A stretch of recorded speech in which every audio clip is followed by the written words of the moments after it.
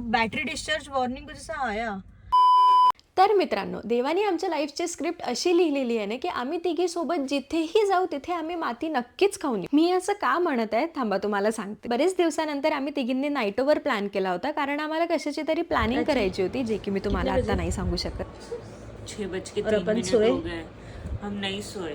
आणि आम्ही रात्रभर गप्पा मारत राहिलो, पण ज्या कामासाठी आम्ही भेटलो होतो ते काम तर आम्ही नक्कीच नाही केलं. मग आम्हाला मॅगी खायची इच्छा झाली होती, पण कुक करायचा इतका आळस येत होता की आम्ही झोपून गेलो. मग आम्ही कसेबसे 1-2 वाजता उठून हा छान आलूचा पराठा खाल्ला होता आणि खाल्ल्यावर आम्ही पुन्हा लोळायला गेलो. What A productive day it was. मग संध्याकाळी आम्हाला आठवलं की आम्ही बरेच दिवसापासून आम्ही आमच्या मॅगीच्या अड्ड्यावर गेलो नव्हतो, तर इथपर्यंत सगळं व्यवस्थित होतं आणि हा रोड बघून घ्या तुम्ही. मग इथून गंमत सुरू झाली. माझी कार 1 तासापासून सुरूच नव्हती होत. आम्ही सगळं करून बघितलं तरी ती ऑन होतच नव्हती आणि हे असं फर्स्ट टाइम झालं होतं.